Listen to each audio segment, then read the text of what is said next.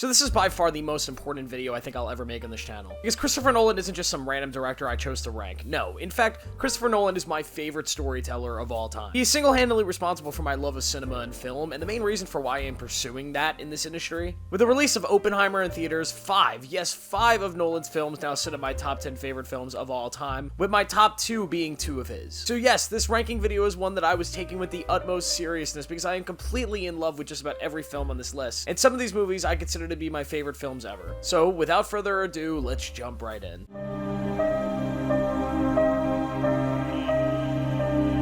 Nolan's first film, which he made on a $20,000 budget, is pretty remarkable to watch as someone trying to make small films on a very small budget myself. It's definitely an interesting study, but in the grand scheme of Christopher Nolan, it's definitely his weakest film. There's just really not much going on here. You could see ideas and you could see glimpses of what Nolan would eventually become, but to be honest, it's just really not that great. But for his first film to be his worst film is an incredible sign that Nolan's filmography just gets better and better the deeper he gets.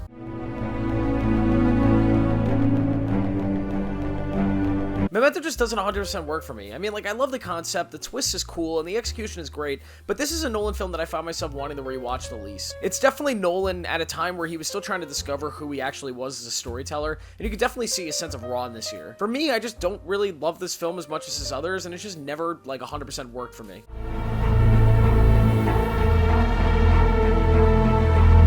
Another hot take, but reminder, just because it falls this slow doesn't mean I dislike Dunkirk. I just simply like the other 9 films in this list better. Dunkirk is a terrific war film with incredible visuals and effects and a perfect Hans Zimmer score which builds tension in such a unique way. The film tells the story of the evacuation on Dunkirk Beach, a story that has been mostly untouched by Hollywood when it comes to World War II film. My issue with this movie is it just feels like the characters here are just unmemorable. There's 3 sections of this film telling 3 different stories and only one that I could genuinely tell you anything about. The rest are just kind of forgettable. It's the one with Mark Rylance and Cillian Murphy on the boat, which are easily the best parts of this film and capture exactly what I think Nolan was going for. This film is just a lot emptier than most of Nolan's films, playing out as like pretty much a 2-hour battle reenactment with very little dialogue or character, which is incredibly different from Nolan's other work, and because of that I'm just not as connected to this one as I am to the 9 films ahead of it.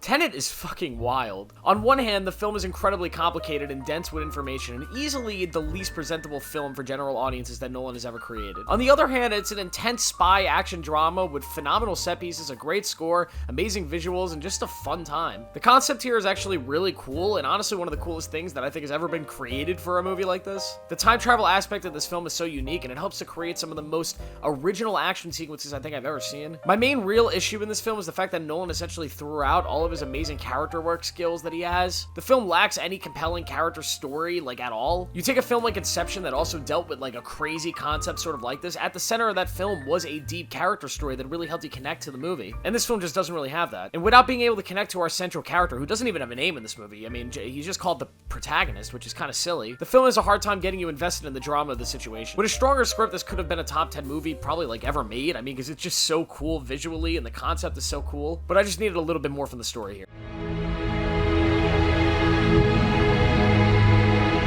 Insomnia might be Nolan's weirdest film, but also one of the most underrated. It's one movie he's made that feels like an outlier. It feels like a first ever feature film debut, but it's actually his 3rd film that he made. It's so un-Nolan-like, but at the same time it's also kind of incredible. Insomnia is a mind-bending murder mystery starring Al Pacino and also includes Robin Williams, who plays one of the most disturbing serial killers ever put to screen. The film is really bleak, utilizing its location of Alaska to its fullest. And although a lot of this movie plays out exactly how you sort of kind of expect from it, the small little twists and turns help to deliver a really great psychological thriller that goes underappreciated in Nolan's filmography. I definitely recommend checking this film out. It's just really different from any of his other films, so if you're expecting this big epic Nolan drama, it's really not that, but it is a really great murder mystery.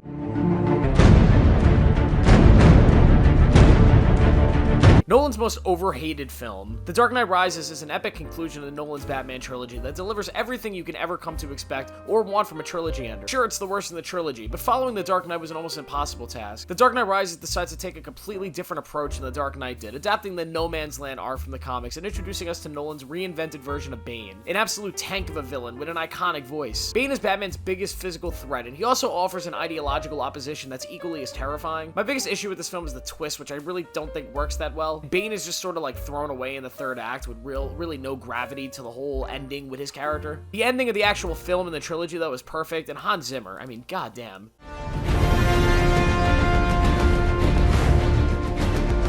The the best comic book origin movie that I think was ever made. Also the film that I credit with being the birth of this new age comic book craze that we've been in for the last couple decades. Batman Begins is fucking brilliant. It reintroduces us to a darker Batman and a rundown version of Gotham that is just absolutely terrifying in a way. It tackles the question of what it actually means to be a hero, to be Gotham's protector, and how the issues of fear play a key role in Batman's birth. Liam Neeson is so underrated as Ra's al Ghul, and Cillian Murphy is absolutely terrifying as Scarecrow. I just wish there was a little bit more of him. This is just a really clean movie and definitely one of Nolan's safest when it comes to actual structure, but overall it's still significantly better than the majority of modern comic book films. Still, I've always thought to myself what cinema would look like today if Warner Brothers had gone through with Darren Aronofsky's vision of the rebooted Batman instead of this one.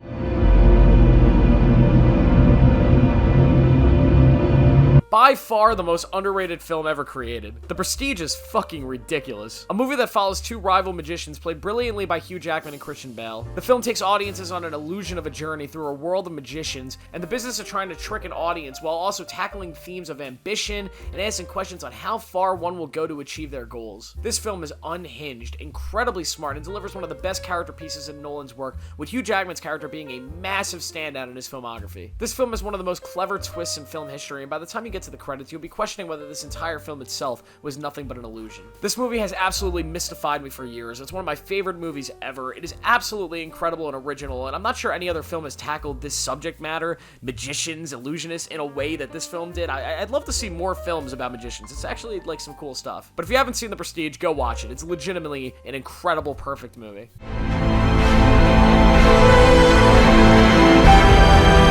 This movie, holy shit. Inception is a perfect film from start to finish, and has always completely blown my mind that this film was even conceived as a concept. And then Nolan was able to somehow convince a studio and eventually a cast to actually create it. This is a perfect spy movie in a way, telling a deep story about espionage within a dream, enacting a plan to not steal, but to place an idea in someone's subconscious. The film is led by Leonardo DiCaprio, and what can you say? I mean, he's incredible. His relationship with Mal, his past wife, is the backbone of this film and its themes, and builds to arguably the best final moments in any movie, like, ever. The practicality of the visuals were way ahead of their time, and the cinematography was stunning, matched with an all-time great Hans Zimmer score that is just, it's one of the greatest scores ever. This film is Christopher Nolan. It's a perfect collection of everything he's so good at doing, specifically in the action genre, and overall it's a top 10 movie of all time for me.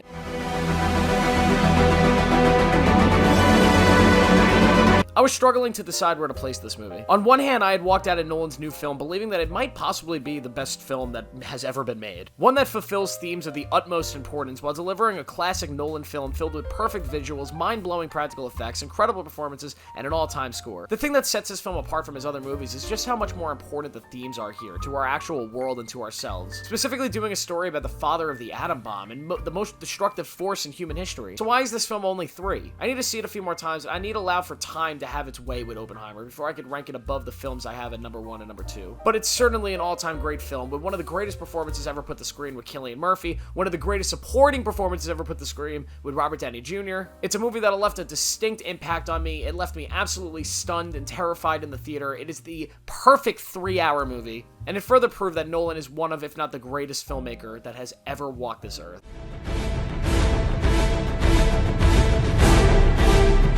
Almost 15 full years later, and this is still the greatest comic book movie ever created, and for me, it's the second best movie of all time. The Dark Knight is a perfect movie, to put it plain and simple. It's spotless. The screenplay is one of the greatest things ever written, telling a riveting crime drama that tells the age-old Batman vs. Joker story in such a creative way, setting up for the battle of Gotham's soul, and centering the entire film on the morality of Gotham as a whole. Of course, we have to talk about Heath Ledger's Joker. One of, if not the greatest performance of all time. There's really not much here I could say that hasn't been said a billion times, but Ledger crafts his character in a way that makes him feel like the ultimate threat to Batman. He feels in control in this movie from start to finish. Even after the credits roll, a decade later, we're still theorizing if the Joker actually won in the end. Ledger is both terrifying as well as wildly entertaining as the character, and Christian Bale matches him as the best Batman we've ever had on the big screen. A Batman who sees a chance to move on from the Cape and hand Gotham over to another protector, the White Knight, Harvey Dent. And let's talk about Harvey, because Aaron Eckhart's performance is not talked about nearly enough. The character of Harvey Dent was handled so excellently here, and Eckhart kills his performance as both the charismatic Gotham DA, as well as the unhinged, revenge-filled monster of Two-Face in the latter part of the film. His character is what connects the entire film together, and without him, there is no Dark Knight. Overall, this film from start to finish is an epic crime drama, which culminates in one of the greatest Batman stories ever created,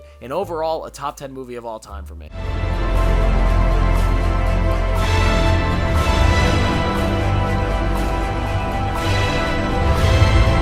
Put it in the simplest way possible, Interstellar completely changed my life. Before 2014, I was a casual movie fan, enjoying the occasional comic book film, loving some of the classics like Goodfellas and Saving Private Ryan, but I never truly felt the power of what cinema could be, nor experienced the full impact of emotions while viewing a film. That was until that fateful night in 2014, viewing Nolan's Interstellar for the first time, entering a theater with no expectations. The movie did something no other film had ever done for me. It made me feel. And by feel, I don't just mean in the simplest terms, I mean in the broadest sense possible. The movie connected me to emotions I didn't even know existed within myself. It pulled me into every frame, made me love and care for its characters, peeled my eyes open and my intrigue to its incredible plot, and had me bawling my eyes out by that final scene. I'm not a father, nor do I have an estranged relationship with my father, so for years it always sort of intrigued me as to why this film affected me in such a powerful way. Due to me not having really a personal connection with its central themes of connections and love, even in separation, even in loss, and that's a question I still haven't fully grasped and I don't completely understand yet. And maybe like in this film, time operates on its own dimensional plane of existence, and somewhere in my future,